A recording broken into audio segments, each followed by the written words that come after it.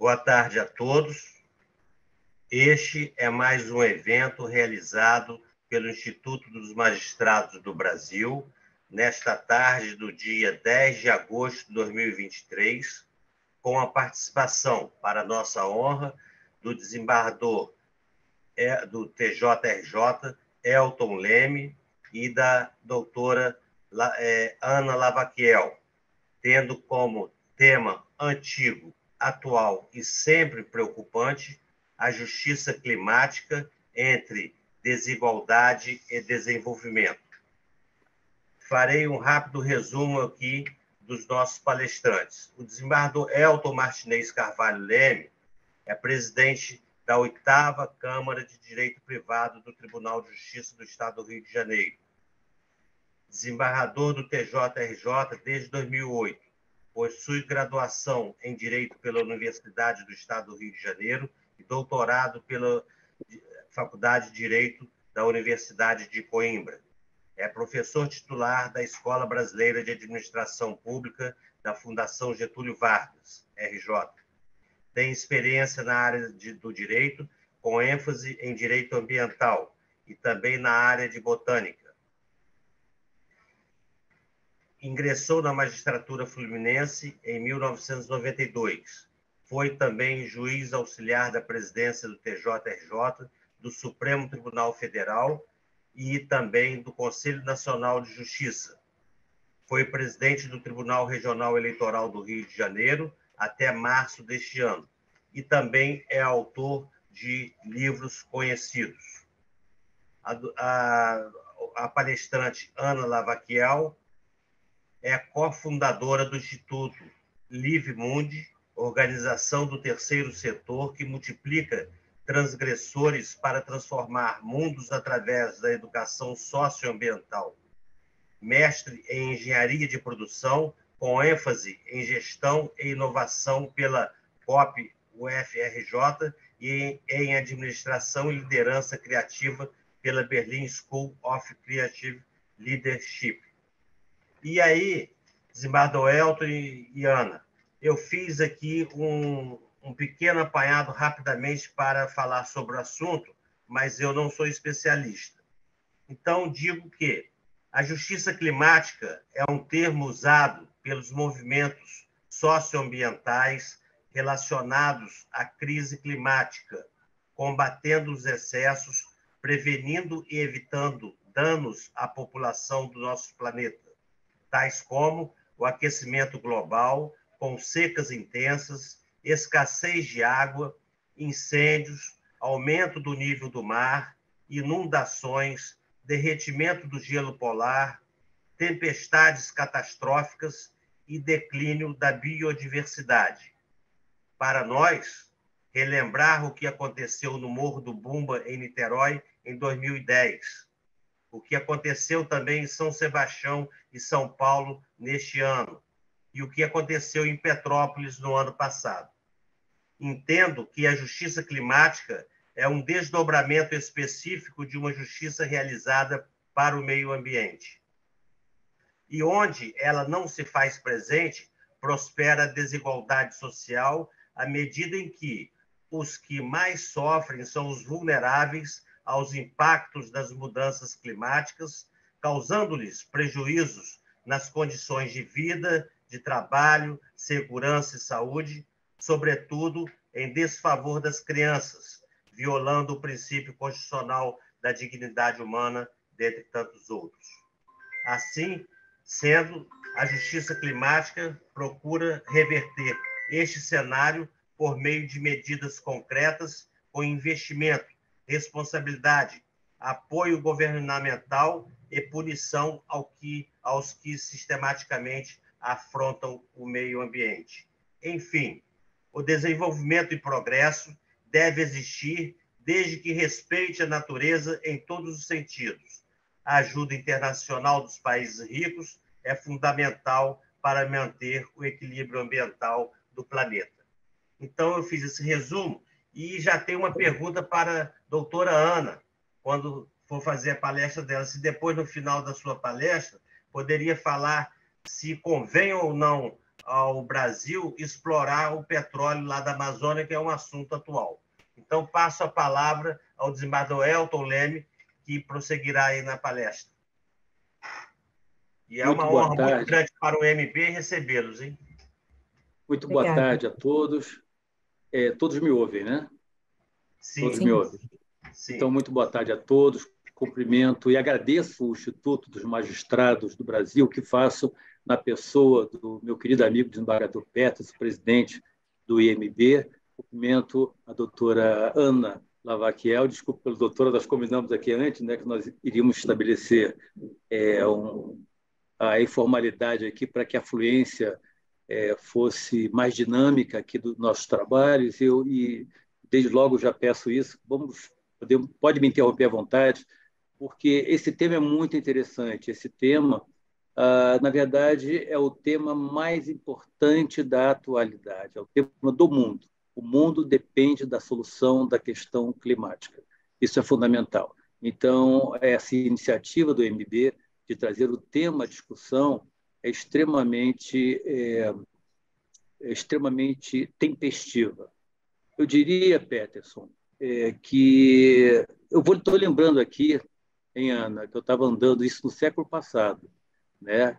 Na década de 90, eu estava indo para Juiz de Fora, saindo do Rio, subi a Serra de Petrópolis, passei a Serra de Petrópolis e já fui naquela região mais do lado interiorano, do outro lado da Serra do Mar, que é mais seca, e eu olhava para um lado, olhava para o outro, e todos os morros absolutamente queimados. Eram os pastos, era só pasto, e pasto queimado, né? Tudo calcinado. Não tinha capim, não tinha gramínea, né?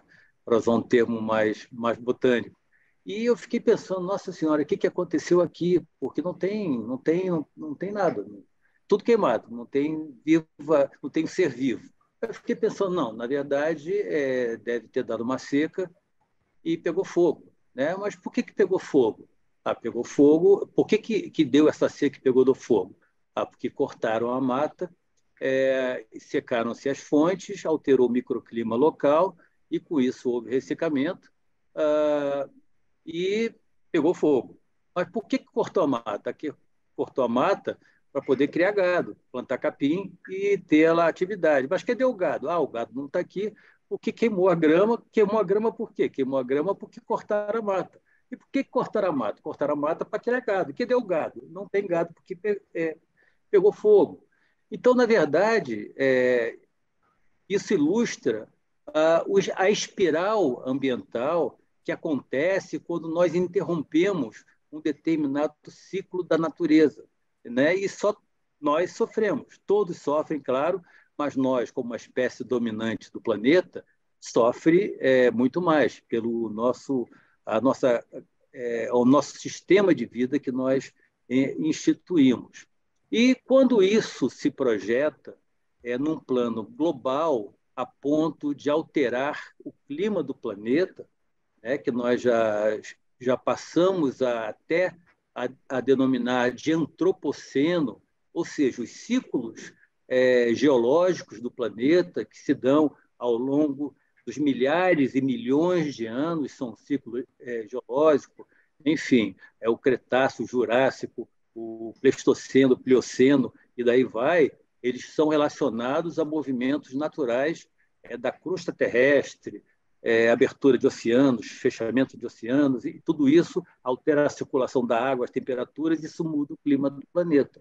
Mas isso se faz lentamente através, não dos séculos, através dos bilhões de anos, né? Não custa lembrar que a última extinção, grande extinção, e foram muitas as extinções globais, aconteceu, a principal delas, a icônica, há 60 milhões de anos, no período do Cretáceo para o Terciário, né? Então, isso simplesmente acabou com a grande parte da vida do planeta. E foi essa grande extinção, especialmente dos chamados grandes répteis, que permitiu que os mamíferos, né, que então eram espécies mais, digamos assim, menos vistosas, pequenas, que ficavam em nichos muito restritos, florescessem e multiplicassem.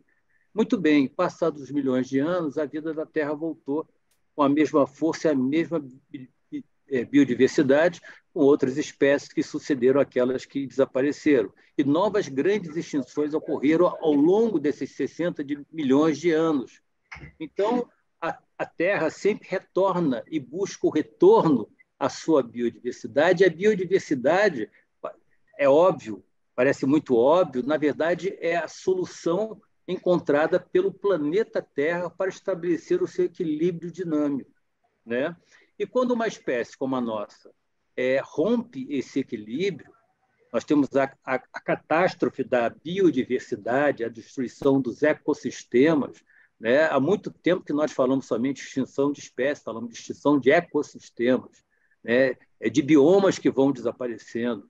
Então, a catástrofe é muito mais ampla. Chegamos ao ponto dessa ação humana global atingir o próprio clima, a ponto de, como eu disse, receber a denominação de antropoceno, ou seja, um período que não é geológico, mas ele é ditado pelas grandes alterações geradas por uma espécie, que é a nossa espécie humana. Então, quando nós falamos de mudança climática, nós falamos de um movimento, de uma reação, ou não uma reação, mas as consequências de condutas que se arrastam há muitos e muitos anos, eu diria séculos. José Bonifácio de Andrade de Silva, né, no início do século XIX, deixou escrito ali a sua grande preocupação no que ele via com destruição do meio ambiente. A ocupação, por exemplo, dos holandeses na região de Pernambuco, que antes abrangia vários estados, e naquela época se reportava grandes incêndios florestais que podiam ser vistos, por exemplo, do que hoje é Alagoas, se via lá o que estava acontecendo em Pernambuco, tal era a quantidade de luz gerada à noite pelas grandes queimadas que eram utilizadas como estratégia de combater ou o invasor do lado ou o índio do outro, né? Que era aquele embate para o colonizador de estabelecer. E daí vamos com muitas agressões ao meio ambiente até chegar ao ponto que chegamos hoje de não retorno. Nós já ultrapassamos o ponto de não retorno. E nós precisamos ter essa consciência. Vamos fazer para mudar? Não. Agora o que nós temos que correr é atrás do prejuízo. Todas as consequências da mudança do clima global nós já estamos sentindo já há algum tempo.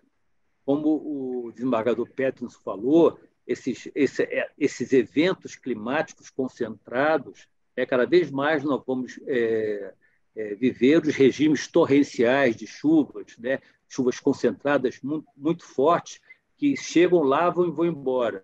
E daí vai secas muito prolongadas, intensas, calor intenso, frio intenso, ou seja, todos os fenômenos naturais eles se manifestam com grande intensidade, colocando em xeque a forma de vida que o nosso modelo de vida de ocupação do planeta, a vida do homem nas suas cidades, da forma como ele concebeu. Então, isso nós estamos vivendo nos dias de hoje. E aí, na verdade, nós temos que encarar essa realidade de forma dura e crua, né? O que nós podemos fazer? Claro, tentar. Imagine um navio, isso é uma visão simples, um navio que não tem centenas de toneladas, que são esses grandes navios cargueiros, né? Para ele parar no seu movimento de marcha, precisa um longo tempo de arrasto. Se parar os motores, ele continua andando, ele continua se movimentando e vai movimentar. O que tiver na frente, ele passa por cima.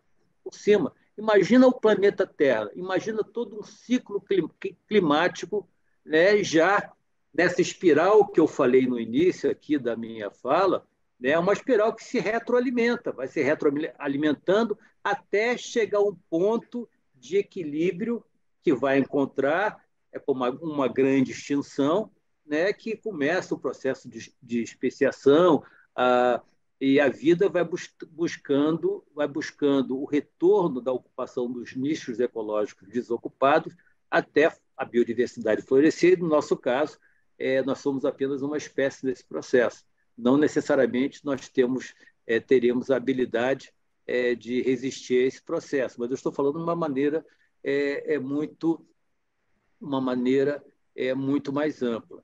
Mas o fato é que a questão climática hoje já está sendo sentida. Quem não consegue ver é porque ainda não pesou no seu bolso, na sua economia. E quando falamos de justiça climática, a verdade é um termo, claro, uma combinação de palavras novas para chamar atenção para um problema que é o principal problema da humanidade hoje, né? Imagine que nós estamos aprisionados na biosfera. A biosfera é uma pequena camada de alguns quilômetros, né, entre a crosta terrestre e o espaço.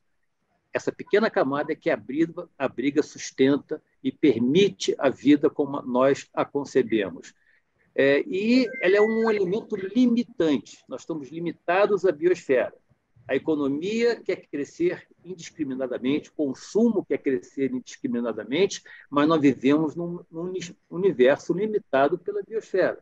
A nossa vida é limitada por essa realidade ambiental. Então, nós podemos, por exemplo, usar mais recursos do que temos capacidade ou o que a biosfera nos propicia. Por isso que a ideia de desenvolvimento, que é a mesma ideia de desenvolvimento sustentável, ela precisou agregar a ideia do sustentável para tentar resgatar o seu conceito primário, que é o desenvolvimento que permite que todos os setores caminhem igualmente, o social, o econômico, o ambiental, com educação, enfim, com todos os setores caminhando juntos, que para se opor à ideia de crescimento, que é setorial. Né? Crescimento, um setor cresce em detrimento do outro, muitas vezes. E aí associamos desenvolvimento sustentável para a ideia de utilizar os recursos naturais sem comprometer a capacidade das gerações futuras de utilizar esse mesmo recurso, ou seja, o pacto intergeracional, para tentar resgatar a própria ideia de desenvolvimento. E com a justiça climática, o que nós estamos fazendo é exatamente reconhecer a falência do sistema de justiça para atender a essa emergência, catástrofe climática, essa realidade que não vai acabar amanhã nem depois, ou seja, põe aí muitos anos pela frente para talvez a coisa amenizar. Então, para enfrentar essa realidade, se agregou a ideia de justiça climática. Nós estamos falando quando falamos de meio ambiente, nós falamos obrigatoriamente da questão social que está subjacente, né? As pessoas, os grupos sociais mais frágeis, mais vulneráveis, são aqueles que suportam, num primeiro momento, e na pele, na sua família, no seu trabalho, nas suas condições de vida, todas as agressões relacionadas ao meio ambiente. São as comunidades mais poluídas, são aquelas que não têm saneamento básico, não têm fornecimento de água, enfim, são aquelas que qualquer enchente estão ali na borda, na calha de transbordamento no rio, são aquelas que são atingidas, que não têm onde morar de forma adequada, não têm o direito constitucional a uma moradia adequada garantido. Então, essas comunidades, essas pessoas, esses núcleos humanos mais vulneráveis são que sofrem todas as espécies de injustiça. Então, vamos falar de justiça climática para tentar fortalecer a ideia de injustiça. E como falamos de justiça e injustiça, nós temos que falar da falência, da incapacidade do sistema de justiça, não falo do judicial, falo do sistema de justiça, de enfrentar a questão ambiental. Presidente, quando eu tiver que parar de falar, você fala que eu vou falar. Tá? Eu não estou nem olhando aqui no relógio, que eu tirei o óculos, mas não estou enxergando nem aqui tá? Porque eu vou falando. Mas, então, quando falamos no sistema de justiça, ele não foi capaz de dar uma solução, uma resposta adequada. Nós chamamos no Brasil um sistema, um arcabouço legislativo maravilhoso do que diz respeito à questão ambiental. Nós temos princípios constitucionais, né, relacionados ao direito fundamental, aos direitos fundamentais de matriz ambiental, e realmente eles servem para proteger tudo que nós temos e estabelecer um critério de justiça ambiental, mas nós agimos sempre reativamente, depois do problema instalado, né? Então, isso não resolve o problema. Quando o princípio do direito ambiental é precaução, é prevenção. Ou seja, se sabemos que vai causar um dano, nós temos que prevenir. Se não sabemos quais serão as consequências negativas no meio ambiente, teremos que adotar um princípio de precaução, ou seja, fazer tudo de forma a não atingir aquele bem jurídico protegido, que é o foco do direito, da lei ambiental. Eu estava participando, acho que tem uns 2 anos, de um congresso internacional que foi até no Tribunal de Justiça do Rio de Janeiro, e é um congresso internacional sempre com os mesmos atores que eu já identificava ali como todos mais idosos, né? E eu estava ali, estava na mesa de abertura, né, com uma deferência especial cedo no Tribunal de Justiça. Eu estava olhando aquele pessoal todo, todas as mesmas pessoas que há décadas participam dos eventos ambientais.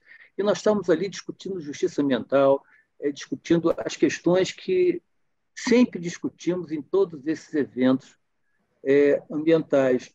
Então, na verdade, eu tinha feito até uma fala, seguindo ali a liturgia, mas, na verdade, aquilo foi me dando uma agonia, porque aí eu, na verdade, a minha fala foi de indagar. Né? Olha, é muito bom sempre ver todos aqui, ver de ter a oportunidade de encontrar pessoas de várias partes do mundo. Mas exatamente o que nós estamos fazendo aqui? Nós estamos aqui pregando para convertidos. Todos nós aqui concordamos, né? Já discutimos isso milhões de vezes, já aperfeiçoamos a dogmática, a ciência jurídica, os princípios ambientais, aperfeiçoamos a parte administrativa, mas o que exatamente isso contribuiu decisivamente para alterar a nossa realidade, não chegássemos no ponto de não retorno ambiental que nós já chegamos, né?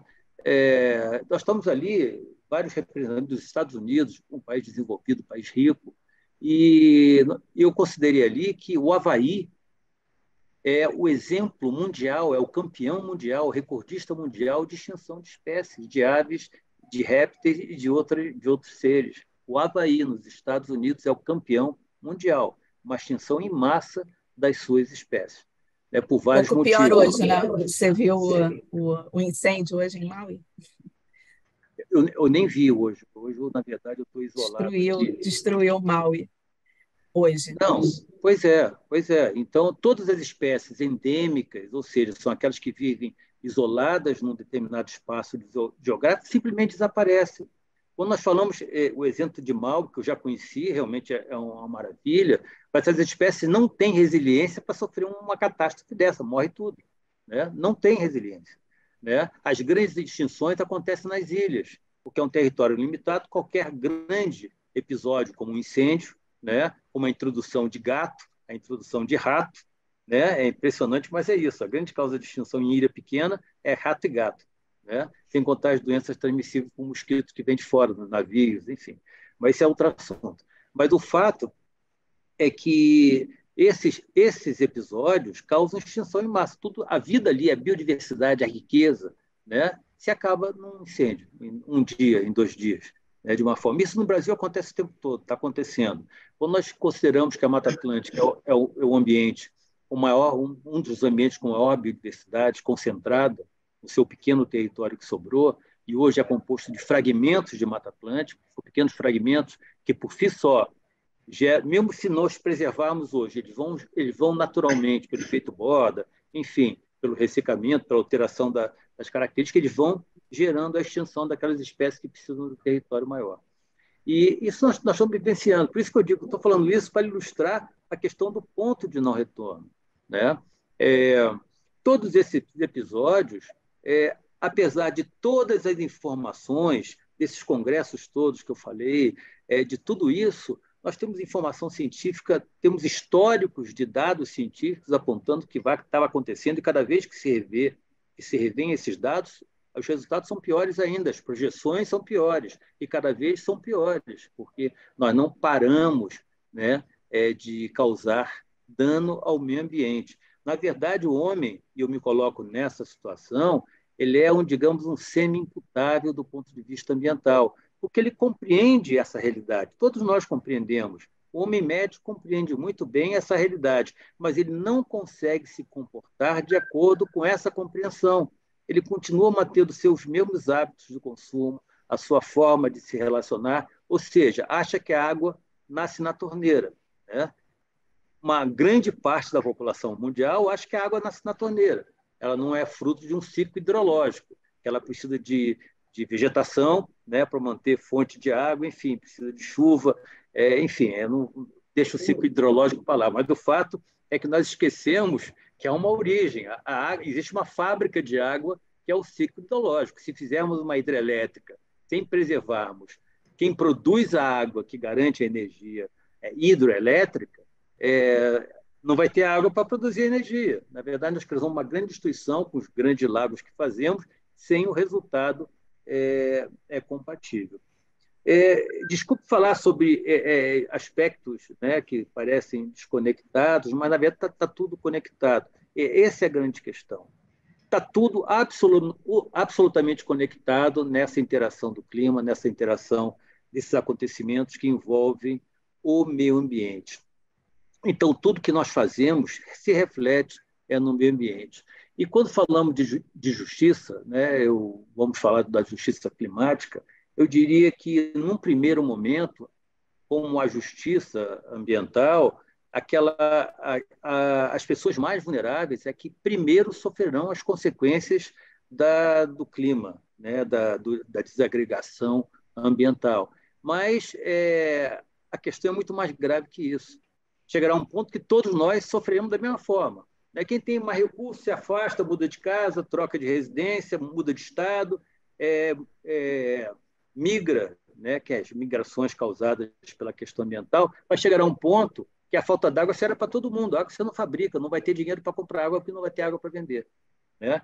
Eu não estou sendo o profeta do Apocalipse, mas essa é a consequência natural da cadência das nossas ações que nós estamos vivenciando, né? É simples, é só olhar e ver, né? Esse negócio de só olhar e ver é muito interessante, né?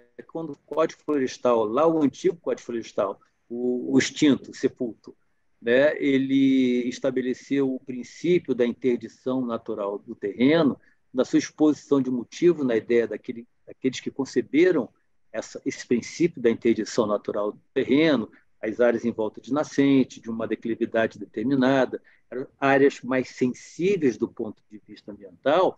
Ele estabeleceu a ideia da boa-fé ambiental. Hoje nós temos a boa-fé objetiva ambiental, como nós temos a boa-fé objetiva. Já naquela época ele antecipou isso. E ele escreveu lá na exposição de motivos que bastaria um homem comum, um homem de boa-fé, olhar para aquela situação da natureza para entender que ali não poderia ter uma construção. Ou seja, ainda usava o exemplo, ninguém vai escavar em volta dos alicerces da própria casa, porque sabe que vai cair. Então, ele utilizou todo esse raciocínio lógico, né, para estabelecer aquelas proibições, aquelas limitações, aquelas interdições naturais que foram explicitadas na lei. Mas, como eu disse, nós somos inimputáveis ou semi-imputáveis ambientalmente falando, então nós não nos comportamos de acordo com essa compreensão da nossa realidade ambiental. Eu vou deixar a questão da justiça propriamente dita para a Ana, mas eu estava agora, eu presidi um evento, uma mesa sobre catástrofes climáticas, agora no seminário da Universidade de Lisboa. Do meu lado estava o governador Tarcísio, do outro estava o ministro das Minas e Energias. Eu gostei muito de ter participado, porque o meu discurso lá não era muito diferente desse. Eu estava já cansado de discutir. Nós precisamos ter, como hoje, precisamos ter ação concreta, agir, né? Nós precisamos adaptar, né? Que é o princípio da adaptação da Convenção do Clima. Nós precisamos mitigar, né? Que é o princípio da mitigação. Nós temos que agir concretamente. E ouvir de um lado e de outro a exposição de ações concretas em curso para tentar, de um lado, mitigar, de outro, adaptar, de outro, contribuir para que o impacto da mudança do clima não atingisse as populações mais carentes num primeiro momento, né? Todos nós seremos atingidos, porque existe o princípio da isonomia climática, né? É isso que nós não estamos percebendo. A isonomia climática faz com que todos nós sejamos isonomicamente atingidos pelas consequências da mudança do clima. Somente para encerrar, eu acho que eu já falei muito, Ulrich Beck, um sociólogo que já morreu, alemão, ele teve um livro, né, da metamorfose do mundo, acho que esse é o título, em que ele falava de situações em que o mundo se metamorfoseava, ou seja, ele não transformava, que a transformação permite a gradação de etapas até atingir um determinado objetivo, uma determinada forma. Mas a metamorfose dorme com um estado e acorda no outro, né? Dorme casulo, acorda besouro, né? E citou várias situações, inclusive a questão climática como um dos elementos que poderia gerar a metamorfose do mundo, ou seja, obrigar a humanidade, por sentir na pele, no bolso, na saúde, as consequências da mudança do clima. Isso sim teria uma obrigação de alterar drasticamente o seu modo de vida e se adaptar para sobreviver. Nós vivenciamos isso na pele na questão da pandemia. A pandemia tem na sua origem uma questão climática, uma questão ambiental. O acesso equivocado à biodiversidade, né, que hoje nós ainda, apesar de estarmos no século XXI, não conhecemos a biodiversidade, ainda estamos prospectando biodiversidade, não conhecemos bem os patógenos que estão por aí, e esse manuseio, esse convívio inadequado com a biodiversidade, o consumo de animais, enfim, de tudo que está à disposição, que passa a virar comida, na sucessão de alimentos, vai acabando uma espécie que serve de alimento, vamos consumir outra, acaba gerando uma situação pandêmica que obrigou de um dia para o outro a mudança drástica dos hábitos mundiais. Né? Parece que hoje nós já esquecemos, né? Voltamos à nossa rotina e o que nós aprendemos de fato com a pandemia, que foi um momento de metamorfose social, né? Então, a comodidade da situação nos faz relaxar. Ainda estamos relativamente cômodos, né? E por estarmos cômodos, nós não estamos atuando de forma concreta, de modo a alterar a nossa realidade. Mas, somente à guisa de finalização, eu estou falando isso aqui e eu não estou falando com pessimismo. Na verdade, são os dados científicos, são as informações, são as projeções. Essa é a nossa perspectiva concreta. É só ler, é só ver o que a ciência produz em grande quantidade. É tanta produção científica, eu digo produção científica com metodologia científica, trabalhos publicados em revistas de altíssimo nível científico, nos indicam que vai acontecer isso. Né? Nós temos essa informação. Então, nós precisamos agir de acordo com essa informação e talvez evitar, né, que sejamos acordados um determinado dia diante de uma realidade completamente diferente daquela que deixamos na noite anterior, como aconteceu na pandemia. Mas eu tenho fé que nós superaremos essas consequências com muitas perdas, as perdas já estão acontecendo, superaremos essas consequências a duras penas, né, com sofrimento, mas quem sabe daqui a umas 5 gerações ou mais, porque as próximas estão totalmente, digamos assim, comprometidas com os impactos do clima, quem sabe lá para frente, algumas gerações adiante, tenhamos digamos assim, um efeito positivo de ações de mitigação previstas na Convenção do Clima. Muito obrigado, Peterson e Ana. Parabéns, Bardot. Parabéns.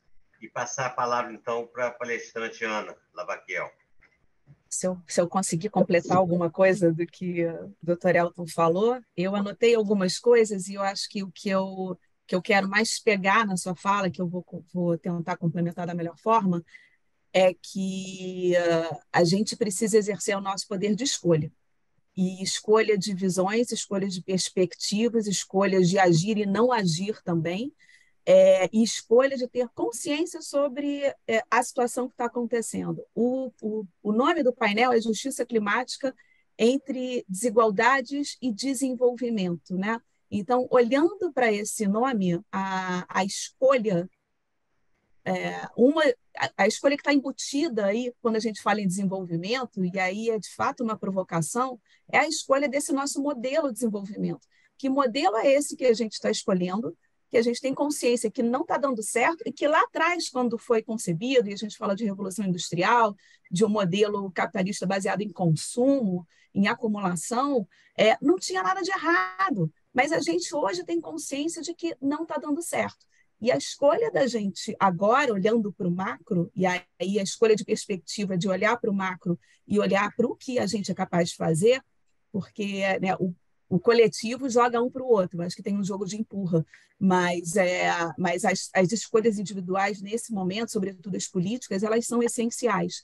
Então, a escolha da gente ter consciência, e aí pegando o que o senhor falou, você falou, Elton, eu tenho a mesma sensação de pregar para convertidos. Quando a gente constituiu o Instituto Livre Mundi no final de 2021, e eu, Luciane e Letícia, a gente vem de iniciativa privada, e eu tinha um incômodo danado como consultora de entrar nas empresas e entender que os gestores, os gerentes estavam escolhendo as mesmas soluções para resolver os mesmos problemas. E eu falei, gente, mas eles têm as soluções, por que que não agem? Né? Por que que não fazem diferente se as questões se sucedem, se perpetuam? Precisa de alguém de fora para dizer, olha, as soluções estão com vocês, basta escolher e ter coragem, essa palavra é muito importante, de fazer alguma coisa. Eu acho, numa visão sem consequências. Então, você começou a fazer um monte de porquê. Por que isso? Por que aquilo? Eu acho que é uma tecnologia incrível perguntar os porquês, porque todas as razões mais superficiais que a gente tem, elas se desfazem quando a gente chega ao final, mas precisa escolher essa perspectiva de ter uma visão de consequência e de consciência de que a gente não tem tempo. Usando a metáfora, você usou a metáfora do navio, eu uso a metáfora do sapo. O sapo, dentro de uma panela com água fervente, ele não sente a água esquentar e ele morre sem sentir, porque ele não sente o gradiente de temperatura. E nós somos sapos hoje em dia, né? Porque a gente sente, mas acha que a tecnologia vai resolver e que os outros vão resolver e que a gente não tem poder de escolha para impactar uma coisa que, no fundo, em escala e escopo, é muito maior do que a gente. Então, eu acho bem importante a gente ter a capacidade, cada um de nós, de ter a perspectiva do macro para poder agir no micro. Então, quando a gente fala na escolha de um modelo de desenvolvimento, não é uma escolha nossa. Na verdade, o desenvolvimento, para mim, ele está conectado não a crescimento. Então, me incomoda imensamente a gente viver sob métricas de crescimento, de acumulação. A gente sabe que PIB não é mais indicador para medir bem-estar, para medir qualidade de vida, né? Não pode ser. Então, o que significa essa riqueza? Que é contextual, que e é relativa também.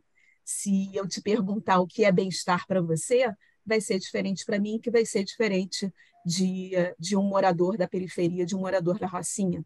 Então, é relativo e a gente tem que ter a capacidade e a escolha de olhar por essas diferentes perspectivas e se incomodar, e se indignar. Porque o que está muito longe, e aí eu coloco uma variável tempo, né? Eu ouvi uma vez o Sérgio Besserman, economista e ambientalista, falando que a gente precisa agir hoje como construtores de catedrais, porque a gente não vai ver as consequências das escolhas que a gente está fazendo hoje. E é muito difícil para a gente, né? Não é do ser humano. Eu penso no meu filho, eu penso nos meus netos, mas mesmo assim é muito distante. E vamos combinar que hoje a gente ainda consegue entender e consegue ter a percepção de que a gente vive uma vida boa. Quando a gente olha para o lado, e eu frequento a periferia, e estava lá num dilúvio que teve no Rio de Janeiro, e vi e senti as consequências climáticas, e é muito longe, se a gente não vive. Então, como é que a gente exerce melhor essa empatia porque eu acho que toca diretamente a emoção para que a gente sim tenha mais rapidez em fazer essas escolhas, porque a gente não vai ter. Os próximos 2 anos eles são fundamentais para a gente, sobretudo para as escolhas políticas serem feitas da forma que vão, de fato, acelerar as manobras desses transatlânticos que não são só nossos, né? Então, a nossa escolha de perspectiva de olhar para esse ecossistema macro e de entender que a justiça climática ela tem várias escalas, né?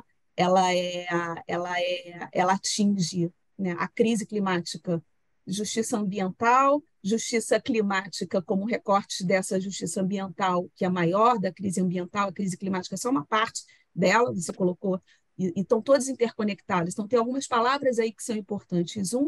Que essa crise é totalmente interseccional, né? Então, quando a gente entende que a gente tem consequências diferentes para países diferentes e para pessoas diferentes, a gente coloca numa perspectiva macro e micro, e aí se faz essa divisão mais compreendida entre norte global e sul global, e sim, puxando lá na história, a gente sabe que hoje a conta é muito nossa, então a justiça climática se faz muito por essa escolha civilizatória, né? Da gente saber que a gente hoje sofre consequências das escolhas, né, coloniais, exploratórias, e isso é um fato. E hoje tem coisas que a gente não consegue reverter, mas a gente pode cobrar. Então, o movimento de justiça climática, na verdade, é um movimento, é uma ação que busca acabar com um recorte de desigualdade que é muito importante a gente ter consciência, que é o racismo ambiental.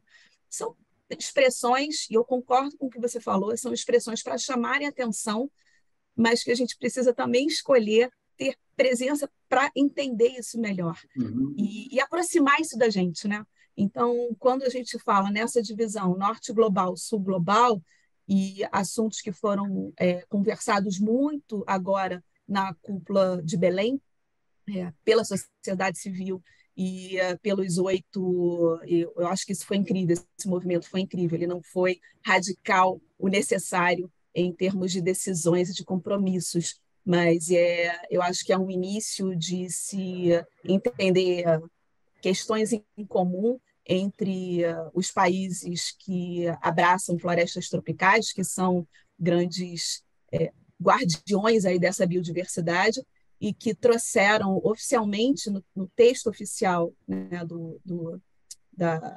da Carta das Florestas, termos que antes não eram usados. Por exemplo, a necessidade de se ter uma floresta em pé, que foi cunhado pelo Carlos Nobre, nosso grande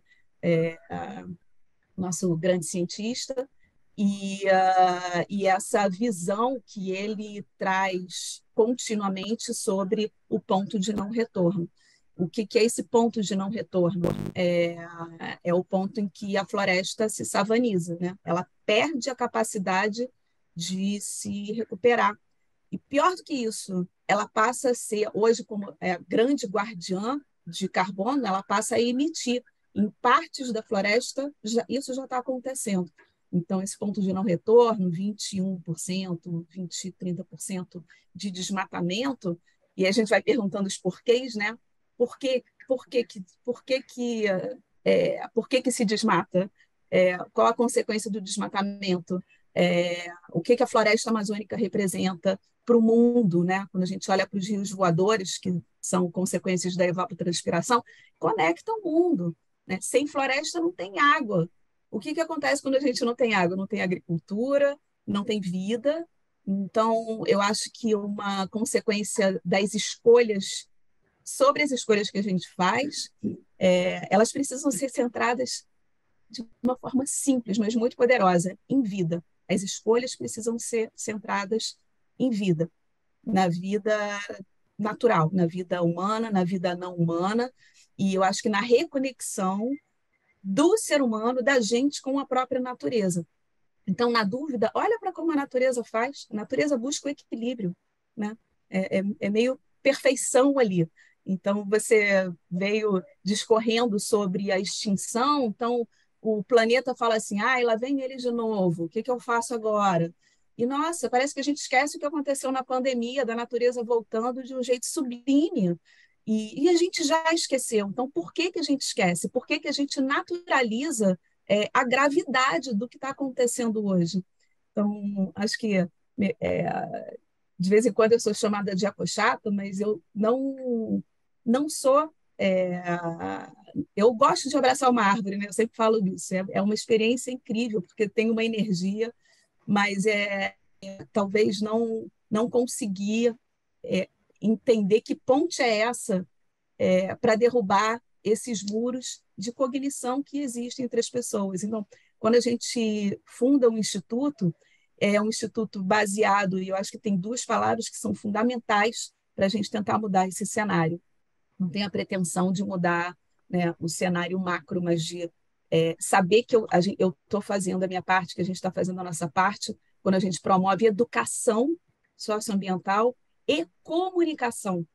E voltando no outro ponto que você falou, se todo mundo já tem essa consciência, e olhando para esse ecossistema aí de decisões, né, de escolhas, os cientistas, em função do IPCC, sobretudo, o IPCC é o painel intergovernamental de mudanças climáticas, são relatórios que articulam cientistas do mundo todo, em mais de 3.500 páginas, mais de 200 cientistas, é super respeitado, mais de 60 países e 14 mil estudos, e foi lançado no final do ano passado, no início desse ano, se não me engano, o relatório sumário. Então, eu convido todo mundo a entrar no site, não para ler o relatório completo, mas para ler o sumário, porque os cientistas já sabem disso e tentam comunicar isso há muito tempo, né? E cada vez mais, literalmente desenhando. Então, o último relatório de sumário, você vê claramente o esforço dos cientistas em traduzir isso de uma forma simples e propositiva, os efeitos da crise climática. Então, a gente tem essa percepção e pega essa carona de entender como é que a gente pode traduzir o juridiquês, como é que a gente pode traduzir o que os cientistas estão falando para o ser humano, né? Para as pessoas que estão, de fato, tomando a decisão. E, no fundo, é assim, os relatórios todos, e por que que a gente precisa? A gente vai para a 28ª COP, por que que a gente precisa de 28 COPs, de 29, 30 vai ser aqui, é super emblemático, porque vão estar fazendo, né, 30 anos do Acordo de Paris, que é um marco muito importante para a gente, e eu vou falar um pouquinho sobre isso, mas quando é que a gente vai sair do papo para a ação? O que está faltando? Todo mundo já sabe, os cientistas já sabem, os políticos já sabem, vocês já sabem, todo mundo que está aqui, eu espero que saiba também, que a gente está passando por uma crise sem precedentes causada pelo homem. O Antônio Guterres, diretor da ONU, ele coloca isso no nosso colo, literalmente, né? Ele tenta sempre usar expressões e palavras mais contundentes para basicamente dizer deu ruim, deu muito ruim, e a culpa é nossa, está no nosso colo, a bomba climática está acionada, palavras dele. Mas todo ano ele fala a mesma coisa, né? Então e a gente não tem mais tempo. Quando a gente olha para esses marcos, o Acordo de Paris, que estabelece como limite de aquecimento depois da Revolução Industrial 2 graus, que mudou de ideia, falou, não, 2 graus é muita coisa, vamos baixar para 1,5. Hoje já não se discute mais que a gente já vai passar o aquecimento de 1,5. Hoje se discute como os esforços de mitigação e de adaptação vão dar conta da gente não passar de 2. E sabe o que vai acontecer com 2 graus? Além, né, a piora dos eventos extremos, mais de 300 por causa do aumento do nível do mar, do degelo das geleiras, mais de 300 milhões de pessoas se deslocando. E a gente está falando de Miami, está falando de Los Angeles, está falando de Rio de Janeiro, está falando de ilhas que vão desaparecer, é, e todas as tragédias que a gente tem presenciado ultimamente, né? Então, são eventos extremos que a gente já vê, mas parece que a gente naturaliza. Isso me dá muita agonia, porque a gente naturaliza, como se não fosse com a gente. E como é que isso pode se aproximar da gente? Né? Que comunicação e que impacto a gente deve gerar para que isso se aproxime da gente? E mais do que isso, né? Que modelo de desenvolvimento é esse que a gente escolhe com a consciência de tudo que a gente já tem? E talvez a gente tenha que falar sobre alternativas, olhando para um caminho propositivo, talvez a gente tenha que olhar para alternativas de escolhas de movimentos que já estão acontecendo, de novas economias, por exemplo, onde se conversa sobre o bem-estar da sociedade, por exemplo, a economia Donut, que foi cunhada por uma economista inglesa, Kate Howard. Ela estabelece um modelo de rosquinha onde ela integra os limites sociais com os limites planetários. Então, como é que a sociedade vai ter bem-estar respeitando os limites planetários? Os limites planetários foram estudados por cientistas nórdicos, onde eles estabelecem 9 limites planetários e a gente já ultrapassou 7 deles, com consequências imprevisíveis. A gente não sabe o que vai acontecer, só que a gente está pagando para ver, né? Então, como é que a gente entende que a desigualdade também está muito no centro? Quando a gente fala de justiça climática, a gente está falando de racismo ambiental. E o racismo ambiental, a justiça climática como uma ação para acabar com o racismo ambiental, e o racismo ambiental como uma consciência de que essa crise ela atinge pessoas de jeito diferente. A gente sabe que negros, mulheres, quilombolas, populações periféricas, elas sofrem muito mais as consequências da crise climática do que quem está na Zona Sul. Então, é uma outra escala. Eu acho que quem tinha que estar aqui conversando com a gente é quem sofre na pele as consequências das crises climáticas, e que acaba com acesso, que é uma outra palavra super importante. Na pandemia, o que adiantava entregar a cesta básica se as pessoas não tinham acesso à água, né? E é muito diferente da nossa realidade, da maioria que está aqui, eu imagino.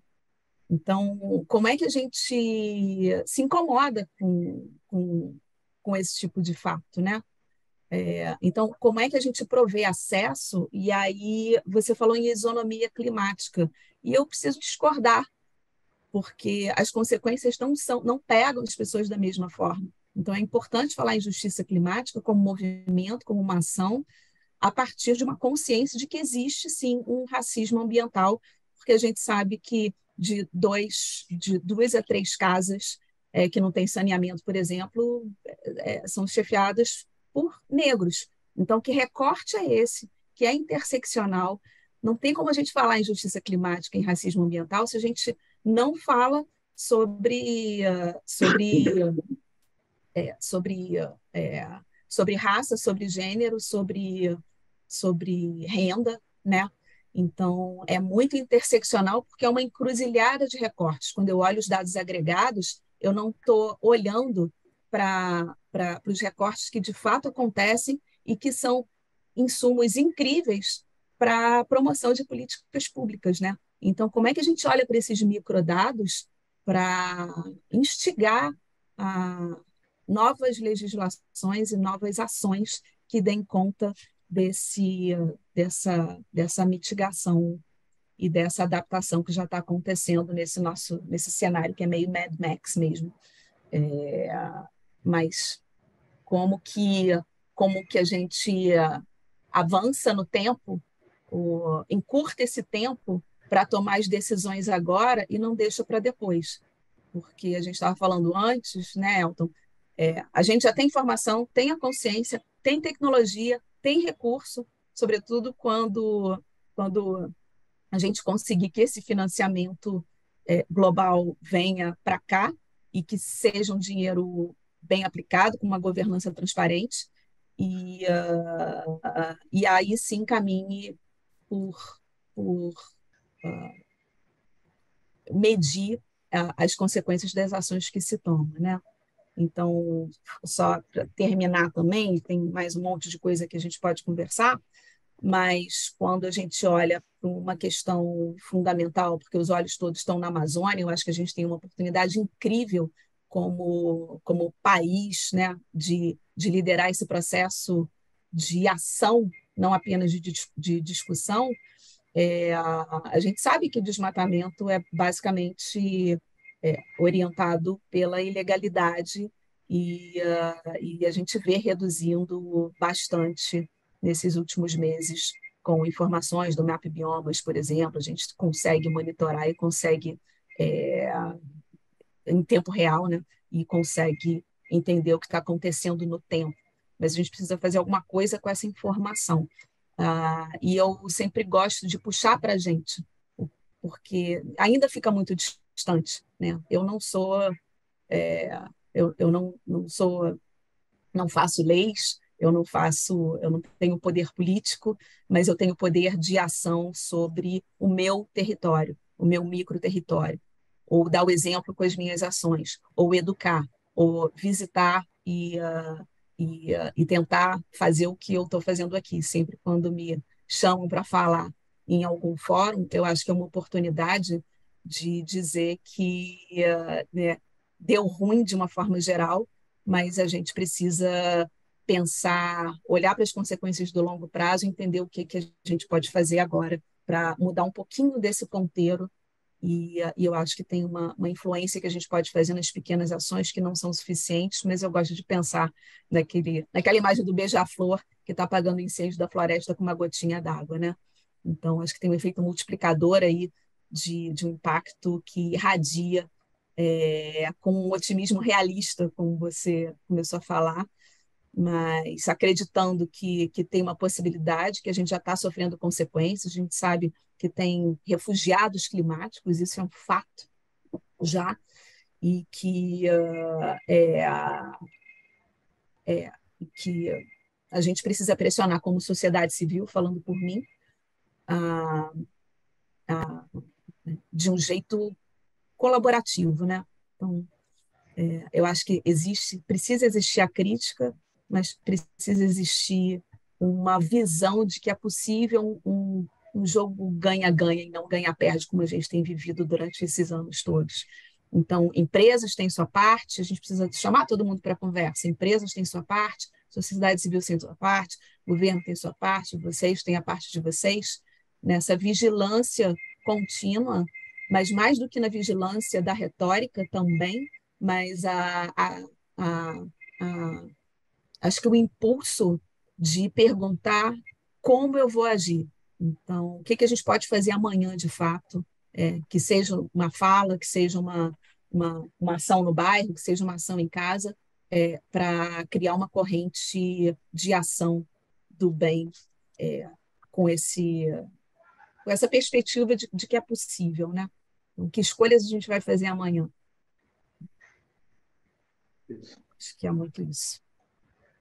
Madoelto, quer fazer alguma complementação? Não, na verdade, as nossas falas se complementam, nós estamos absolutamente sintonizados, podemos falar de forma diferente, mas chegar exatamente ao mesmo lugar, que é o único lugar que nos resta chegar. Nós precisamos estar concertados, agir conjuntamente para o objetivo comum, é o objetivo de todos nós. Tem que ser, não é porque tem que ser o objetivo de todos nós, nós não temos mais escolha, né? Os países não têm escolha, o planeta não tem mais escolha, caso queiramos manter o nosso status de espécie dominante, né? O país, o planeta, ele não está ameaçado de extinção. as espécies que vivem hoje estão, inclusive a nossa. Né? O planeta vai ainda ter aí milhões e milhões e milhões de ciclos para cumprir o seu objetivo. Nós não. Né? Isso é uma simples realidade. Né? Eu Então, acho que é uma escolha também. Desculpa, Elton, acho que me lembrou aquele modelo do eu, iceberg, né? Onde a eu gente diria que reage. eu diria que é uma escolha inconsciente. Quando o modelo da Revolução Industrial foi uma escolha de crescimento, não desenvolvimento, mas de crescimento, porque nós não tínhamos a visão do todo, nós não tínhamos a menor ideia, nós tínhamos a ideia de que o meio ambiente era inesgotável, que nós poderíamos consumir de forma contínua e crescente os recursos naturais. Nós não tínhamos a visão do todo. Hoje nós temos uma visão melhor do que naquela época, mas eu diria que nós não temos também a visão melhor que virá com o futuro, com a evolução do próprio conhecimento. Então, quando eu falei, tudo é a opção, tudo é consequência das nossas escolhas, não há a menor dúvida. Se eu não acredito por crença, né, e não por conhecimento, por dogma, né, porque que o sol não queima a pele e não usa protetor solar, eu vou desenvolver um câncer de pele, provavelmente. Né? Então, as nossas escolhas têm consequências concretas na gente mesmo ou no nosso ambiente, né? Ou no mundo que nós vivemos, por crença, por opção, enfim, nossas escolhas. Mas o fato é que, quando eu falei da isonomia climática, o que eu estava me referindo, sim, que no primeiro momento são as comunidades, e frisei isso em alguns momentos, são as mais vulneráveis que sofrerão as primeiras consequências. Mas chegará um ponto que todos sofrerão igualmente, porque as consequências ambientais são tão violentas, os eventos climáticos são tão violentos, que simplesmente atinge a todos. Eu lembro aquele temporal sem precedentes, intensidade e concentração, que aconteceu na região serrana do Rio de Janeiro, pegou Teresópolis, Petrópolis, Nova Friburgo, e eu vi na televisão uma região de Teresópolis que eu conheço muito bem, eu vi lá, morreram 3 pessoas. Quando eu leio o que o repórter estava filmando, eu falei, morreram milhares de pessoas. Ali é um grande bairro, extremamente populoso. Onde é que estão essas pessoas? Estavam dormindo. Como é que morreram 3? E ali a contagem dos mortos parou em 1.000. Morreram as famílias inteiras, ninguém tinha como reclamar os mortos, porque morreu todo mundo, né? E parou na contagem de 1.000, eram carros frigoríficos com corpos. Então, o que eu estou dizendo é que isso atingiu casas mais populares e condomínios de luxo. Pessoas com menos recursos e pessoas com mais recursos. Né? Todos foram ali, entraram nessa grande avalanche ambiental que ceifou a vida de todos. Né? Então, o que eu estou dizendo, quando eu falo na isonomia climática, em determinado momento todo mundo vai sentir da mesma forma. E nós só vamos mudar o nosso comportamento quando nós sentirmos, né, que é com a gente. Não é o outro. Não é o outro que tem que agir, somos nós que temos que agir. Porque se nós não agirmos, cada um de nós sofrerá essas consequências, né? Infelizmente. Não adianta eu ser otimista e construir uma casa sem telhado acreditando que não vai chover. Né? Num país tropical vai chover em algum momento, né? Vai chover torrencialmente e a casa será inundada sem telhado. Né? Então, eu preciso ser realista, sabendo que desse ambiente chove periodicamente, temos que construir um telhado adequado, compatível. Eu joguei uma ação somente para falar em previsibilidade climática, já tem muitos anos, no século passado. Eu sou juiz velho. Aliás, desembargador, a definição é juiz velho. Né? O que é desembargador? É juiz velho. Eu julguei um caso muito interessante que não se tinha essa consciência da consequência do clima, que foi uma siderúrgica no Rio de Janeiro que, toda vez que tinha temporal de raio, o raio caía e desarmava o fornecimento de energia elétrica e os altos fornos ali dela desligavam e desaqueciam e estragavam, porque depois que desaquece, tem que construir um novo. Né? As peças mais importantes acabam. Elas não podem trabalhar fora daquela temperatura. E ficou demonstrado pericialmente que o sistema de eletricidade ele não foi projetado de forma compatível com a realidade climática daquela região. Ela tinha uma incidência de raios determinada e o sistema de proteção da rede elétrica estava muito abaixo do que era necessário para impedir a queda da energia. Então, na verdade, um fenômeno climático causava prejuízo. Isso está dentro da ideia de litígio climático. Naquela época, nós não tínhamos a ideia de litígio climático. Esse era um litígio climático no plano individual. O que nos interessa mais hoje é no plano coletivo, né? As ações que nós temos que adotar no plano coletivo para impedir que, volto a dizer, que as pessoas mais vulneráveis sejam atingidas de plano. Quando nós precisamos tirar pessoas de áreas extremamente vulneráveis, por exemplo, na calha de rios, que transbordarão em algum momento, no futuro próximo, muito próximo, nós precisamos garantir o que a Constituição diz, moradia adequada. Não é qualquer moradia, é moradia digna, moradia que atenda à necessidade básica humana, em local adequado, relativamente próxima do trabalho, né, fornecimento de água, tratamento de esgoto. Então, esse é o conceito constitucional de habitação digna. Não precisa ser de luxo, mas que tenha o mínimo que garanta a dignidade humana. Então, remover, desculpe, essas pessoas e dar uma condição adequada. Falar de meio ambiente com gente com fome, né? Falar com o meio ambiente com pessoas sem educação, fora da escola, sem moradia, sem trabalho, é muito difícil. É muito difícil porque é querer que uma parte mais fraca pague uma parte alta da conta. Por isso que o Petros falou no início que a posição dos países desenvolvidos é importante, porque ele tem muito mais recursos. Na verdade, graças a Deus, o desenvolvimento do mundo começou nos países frios, com menos biodiversidade. Aqui começou mais tarde, mas em compensação, né, por não termos sido atingidos pelos processos, como a Europa foi, de Revolução Industrial, nós temos aqui a nossa biodiversidade, ainda que fragmentada, muito, muito, muito maior do que aquela que sobrou na Europa, somente para citar. Então, tem os destinos aí que acabam, esse desequilíbrio acaba hoje nós temos uma grande vantagem. A biodiversidade é uma grande solução, haverá de ser uma grande solução para que a espécie humana se organize diante de um novo mundo que se apresenta. Nós estamos vivendo de um novo mundo metamorfoseado pela pressão climática. Tomara que a gente consiga fazer essas escolhas de novos modelos de desenvolvimento baseado nessas riquezas que a gente tem. Eu acho que falar em economia da floresta em pé, falar na bioeconomia como uma geração de riqueza de um novo modelo econômico, é uma escolha que hoje não dá mais para ser adiada. Então, a gente espera um protagonismo nosso nessas escolhas, em olhar para serviços baseados em natureza, olhar para a remuneração dos serviços que a gente presta para a humanidade e colocar isso em perspectiva como um serviço grande que a gente presta lá para fora também. Mas, sobretudo, também olhar para...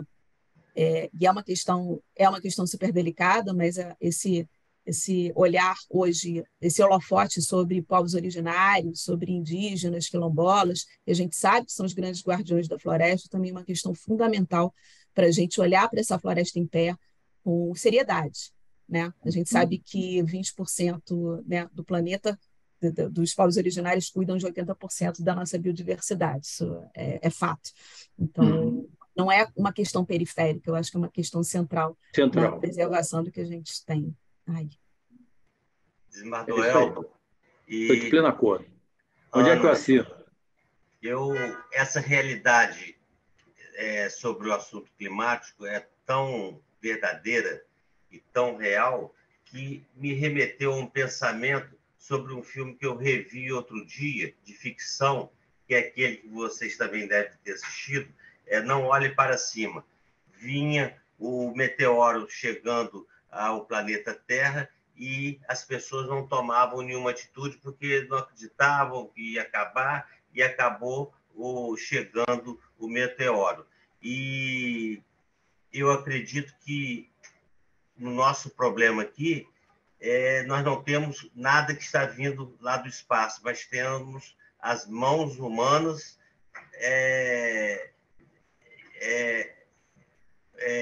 destruindo o próprio planeta. É isso aí. É isso aí. E aí nós temos que tomar atitudes. É isso aí. Mas a mensagem do filme... Sim. Que um modo importante de ajudar nisso seria uma movimentação popular, no bom sentido, apolítica, e saindo às ruas para poder mostrar a importância desse tema e desse assunto. Por exemplo, antes de ouvi-los, eu não sabia que a situação estava tão grave assim. Então, pensando nas próximas gerações, é necessário tomar uma atitude, sim. Eu, inclusive, além dessa videoconferência e para todos os juízes, desembargadores do Instituto de Magistrados do Brasil, eu estou aqui com o pensamento, se Vossas Excelências permitirem, de mandar também um vídeo desse para o nosso representante na ONU e um vídeo desse para o Congresso Nacional. Porque é preciso alertar a todos cada vez mais. Embora muitos já saibam que 2 mais 2 são 4, mas é preciso alertar cada vez mais. E a população mobilizada na rua, no bom sentido, ia ser uma boa saída para que isso seja mais célere, a solução. É isso que eu penso. Será que nós temos alguma pergunta? E tem aquela da exploração do petróleo. Eu acho Tá que bom. O Peterson, desculpe, Ana, Peterson, é que na verdade, eu tenho um limite aqui que eu já tenho outro compromisso, eu recebi aqui já o ultimato da pessoa que está me esperando, que vai sair, não vai me esperar. Eu preciso. Mas eu estou aqui em Brasília e tenho que cumprir a minha. Ana, para ela responder rapidamente essa pergunta, depois nós encerramos também. Mais uns 3 minutos apenas. Eu acho que é simples, eu acho que é um equívoco. A gente está migrando, o mundo todo migra, para mim, não é uma questão de ser possível ou não possível, é uma escolha, como a gente está falando, uma Matriz, né? escolha Questão de matriz. de desenvolvimento, uma escolha de desenvolvimento, está todo mundo fugindo.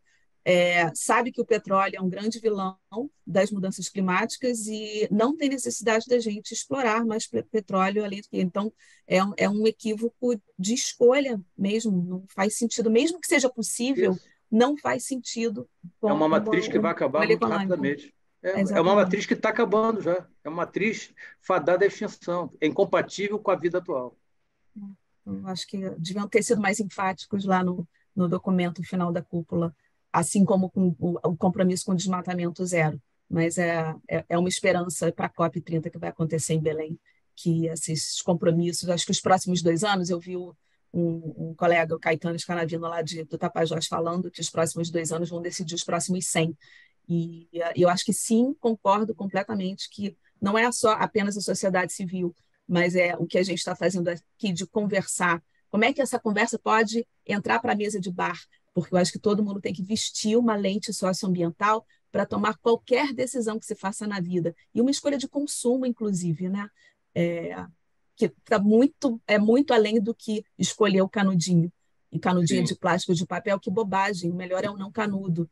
Então, acho que são essas pequenas coisas que fazem um clique de consciência na cabeça. É isso. Muito obrigada pelo convite. O Instituto dos Magistrados do Brasil agradece muitíssimo ao desembargador Elton Leme, pérola do Tribunal de Justiça do Estado do Rio de Janeiro, agradece à palestrante Ana Lavaquiel, agradece também a todos os funcionários do MB e, sendo assim, declaro encerrado o evento e muito obrigado a todos. Muito obrigado.